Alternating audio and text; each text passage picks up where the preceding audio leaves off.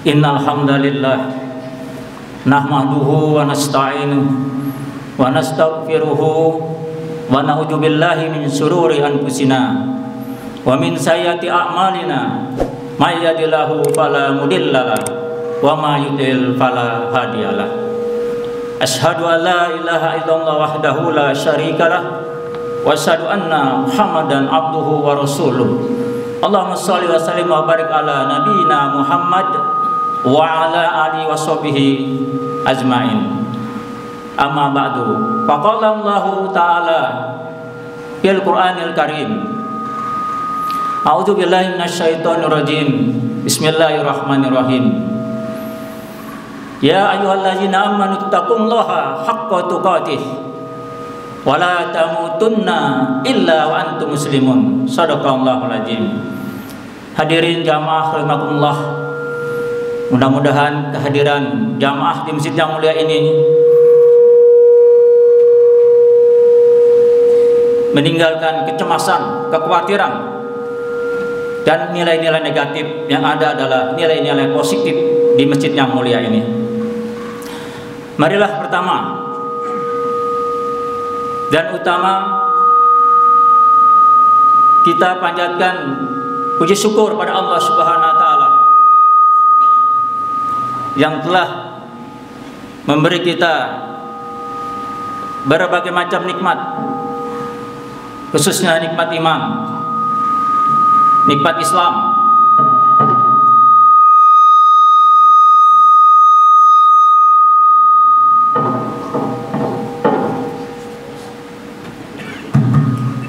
nikmat kesehatan, dan nikmat-nikmat lainnya yang tidak terhitung dan terukur. Oleh karena itu, khatib berwasiat untuk diri khatib sendiri dan jamaah, marilah kita serius meningkatkan progres daripada takwaan kita pada Allah Subhanahu wa taala. Salawat dan salam semoga tercurah kepada suri tauladan kita Nabi Muhammad sallallahu alaihi wasallam serta keluarganya, sahabatnya, sampai kepada kita sebagai pengikutnya, yang insyaallah kita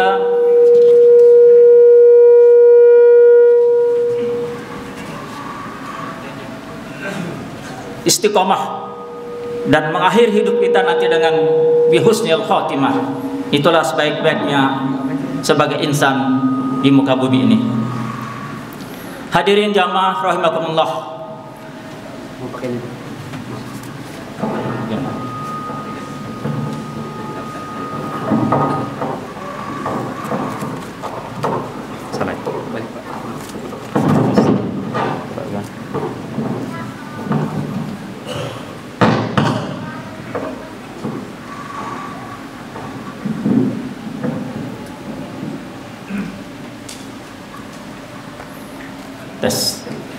Dalam kesempatan ini khatib mengambil topik atau tema yang sangat sederhana sekali, yaitu 3 fungsional manusia berdasarkan Al-Quran.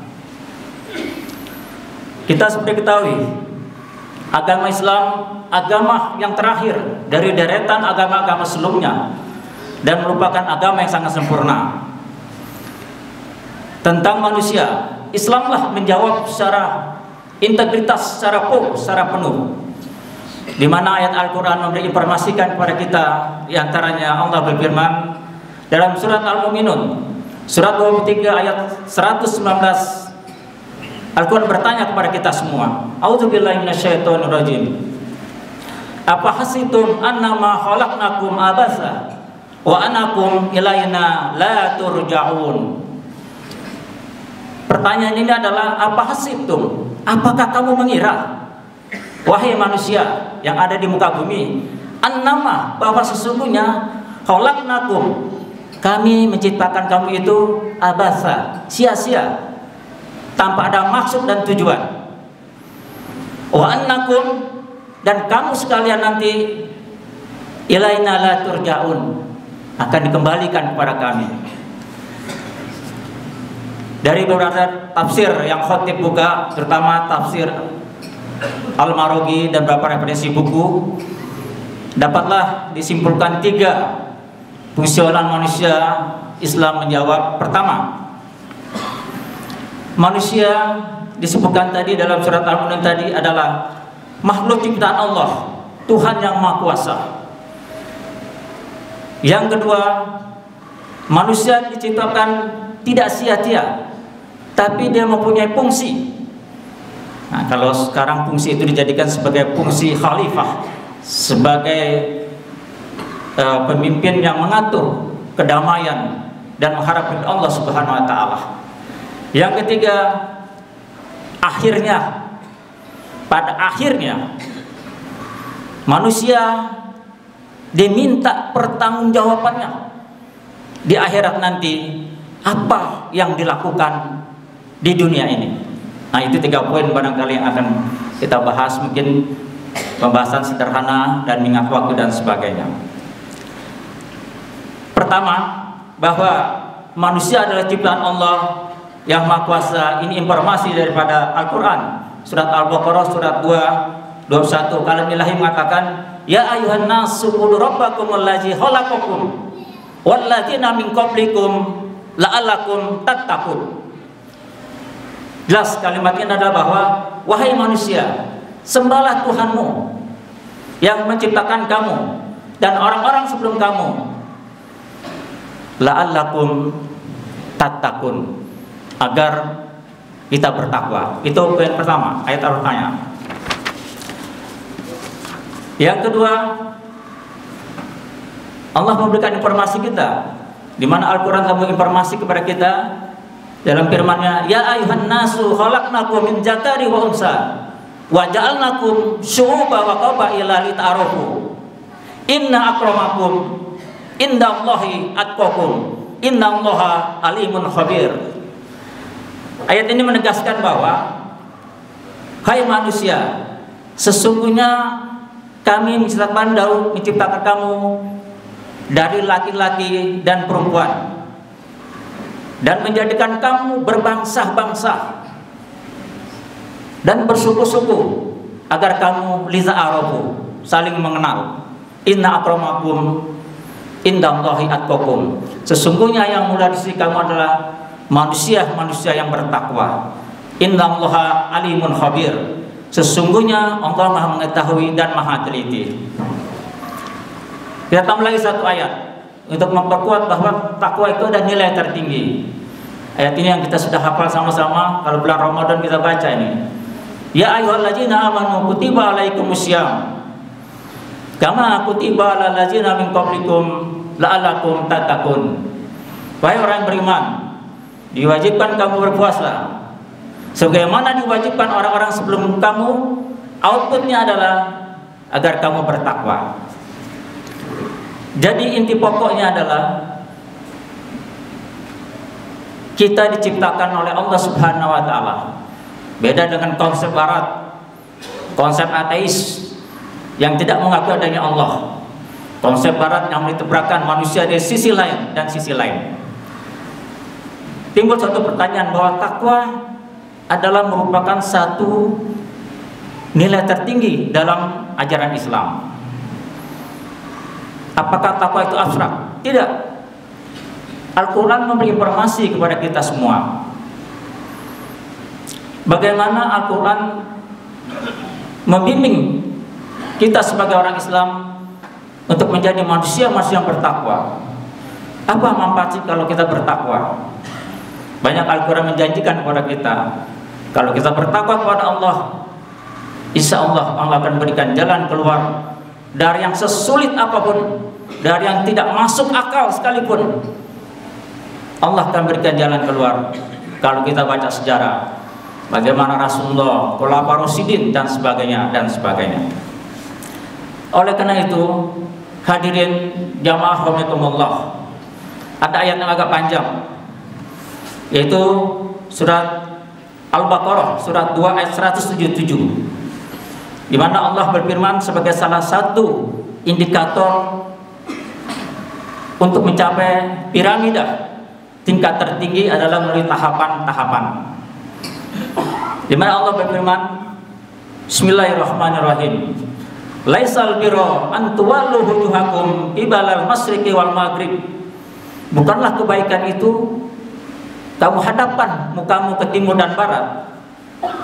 Walakinnal birra, akan tetapi kebaikan itu adalah amanna billahi wal yaumil akhiri wal malaikati wal kitabi wan nabiyyin.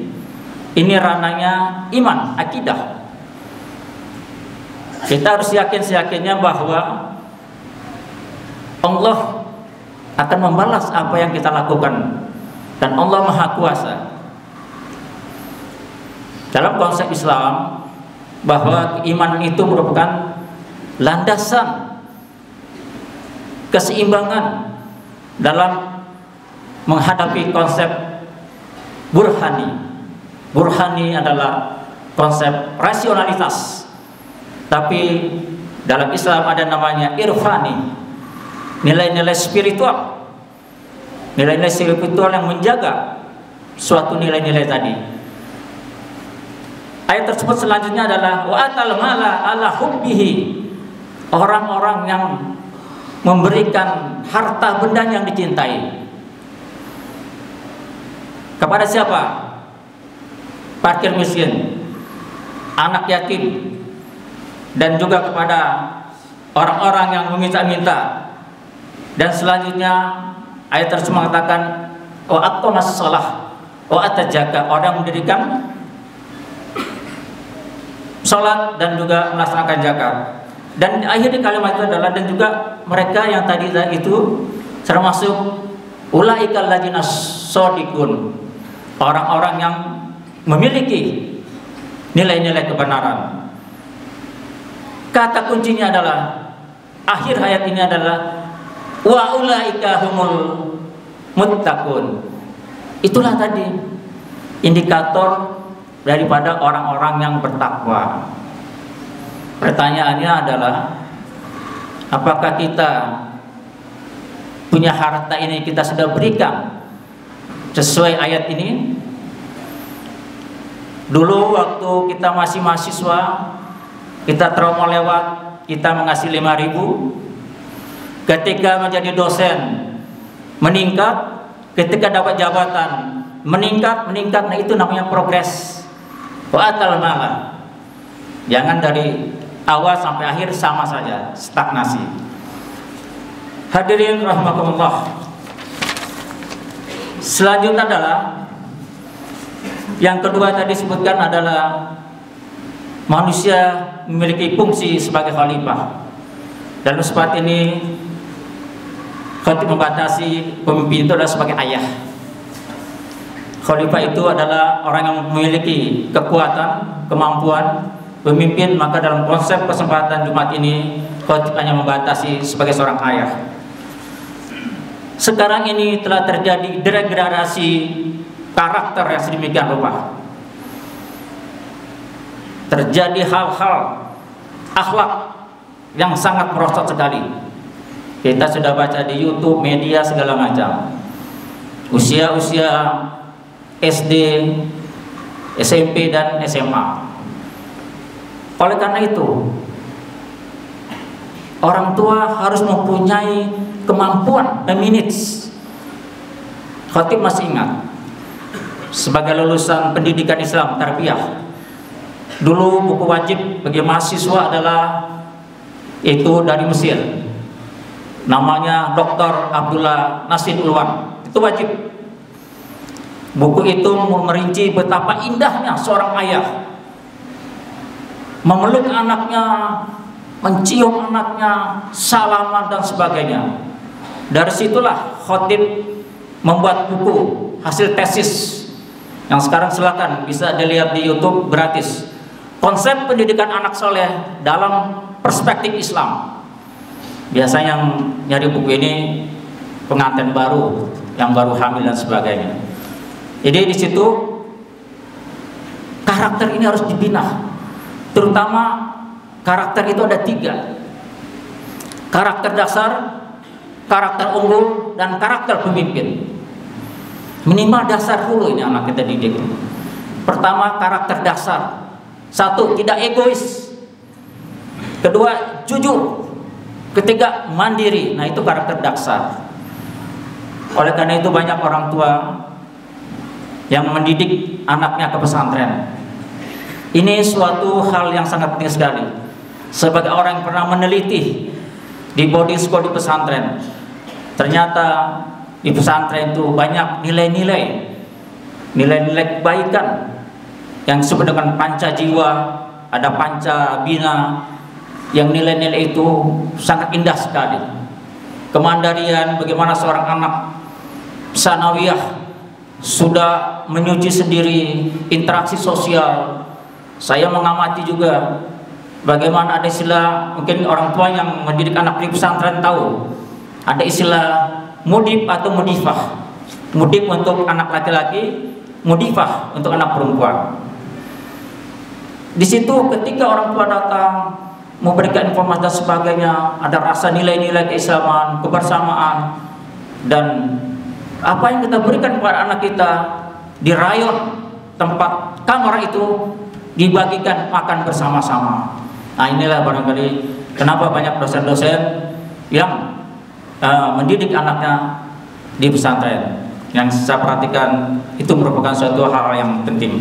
Jadi dalam kesempatan ini agar anak memiliki karakter yang unggul, memiliki karakter ikhlas, sabar, bersungguh-sungguh, tanggung jawab, berkorban, dan juga nilai-nilai perbaikan diri dan sungguh-sungguh. Nilai-nilai inilah yang nanti mereka jadi pemimpin. Tahap ketiga baru dia menjadi calon pemimpin yang punya karakter, diantaranya adalah adil, arif, bijaksana, dan seterusnya dan seterusnya. Masyarakat Jumat rahimakumullah. Selanjutnya, akhir daripada poin ketiga adalah tentang manusia akan dipertanggungjawabkan aktivitasnya di dunia ini nanti di akhirat. Apa landasannya? Landasannya Al-Quran. Habib katakan di sini bahwa qul a'malu fasarallahu a'malakum wa rasuluhu wal mu'minun. Katakanlah, wahai Rasulullah, bekerjalah kamu, maka Allah akan melihat perbuatanmu dan orang-orang mukmin. Dan selanjutnya katakanlah, wa sataradu ila alamalikum ghaibi wasyahada fayunabiukum bima kuntum ta'malun. Dan kamu akan dikembalikan, dan Allah Maha mengetahui yang gaib dan juga yang nyata. Lalu fayunabiukum, kamu akan diberikan nanti di sana. Apa itu diberikan? Amal kebaikan kamu ini, kalau kamu baik masuk surga, kalau tidak baik masuk neraka. Nah, kalau di akhirat itu hanya dua, baik masuk surga, tidak baik masuk surga. Nah, kecuali konsep Mu'tazilah, nanti dibahas lain lagi. Nah, kalau kita perhatikan dari tafsir Al-Marughi ini sangat menarik sekali.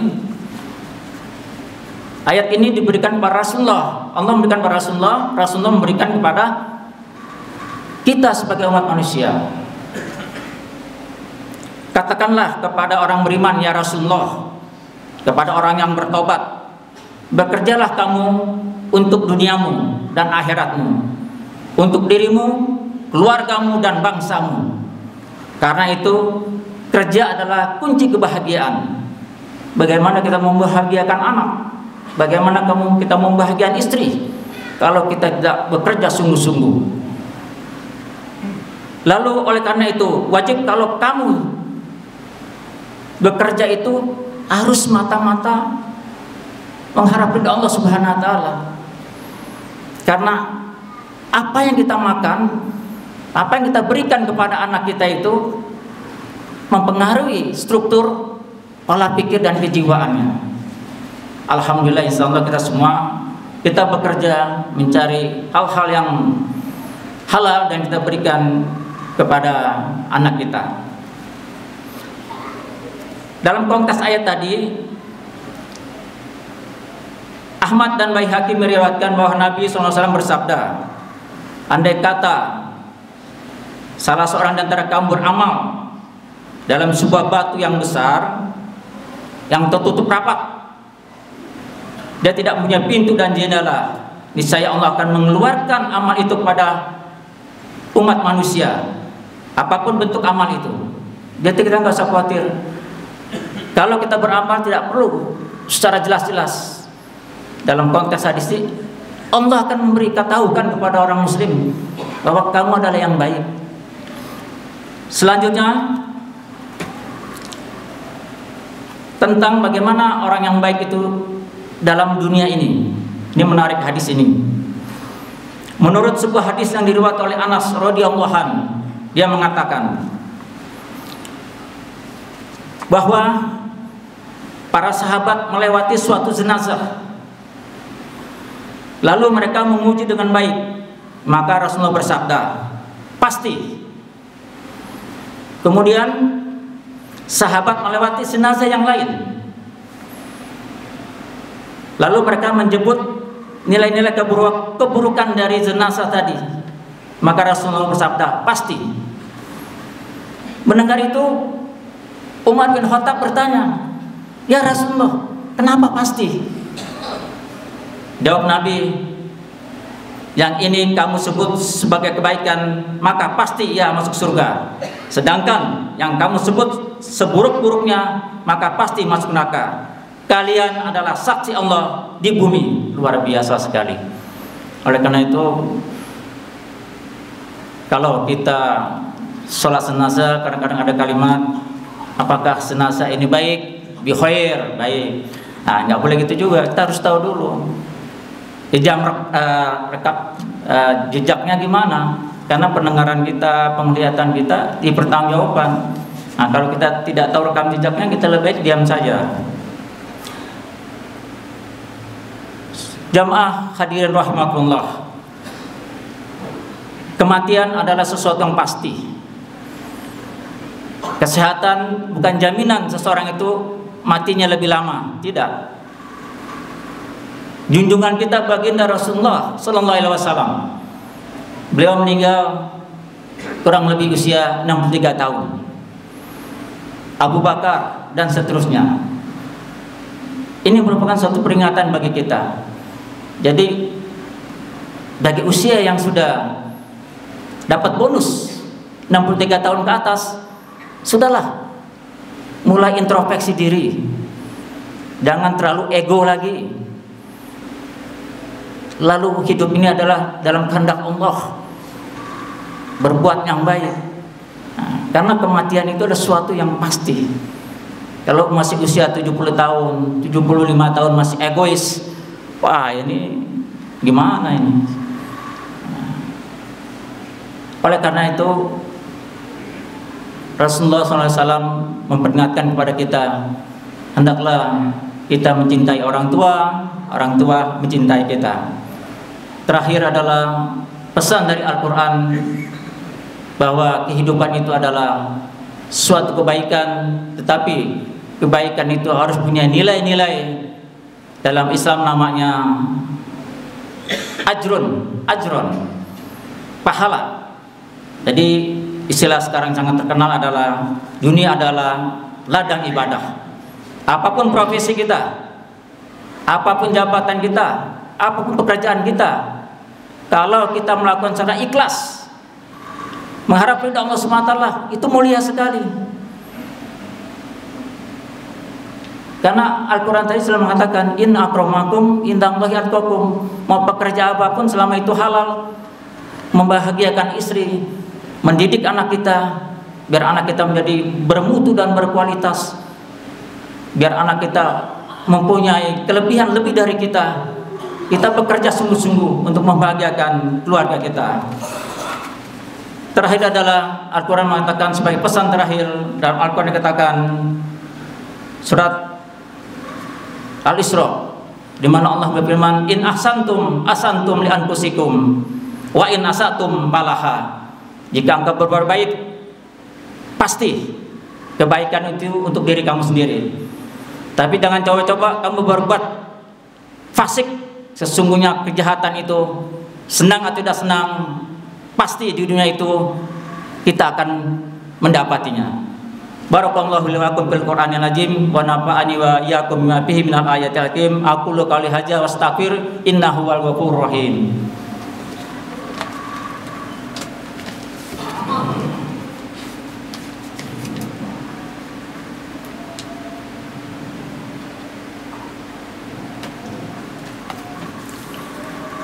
Alhamdulillahirabbil alamin wal aqibatu lil muttaqin wala udwana illa ala zalimin. Wassalatu wassalamu ala nabiyyina Muhammadin wa ala alihi washabihi ajmain. A'udzubillahi minasyaitonir rajim. Bismillahirrahmanirrahim. Innallaha wa malaikatahu yusholluna 'alan nabi. Ya ayyuhalladzina amanu shollu 'alaihi wa sallimu taslima. Marilah kita akhiri khutbah yang singkat ini dengan berdoa kepada Allah Subhanahu wa taala. Mudah-mudahan doa kita dikabulkan Allah Subhanahu wa taala.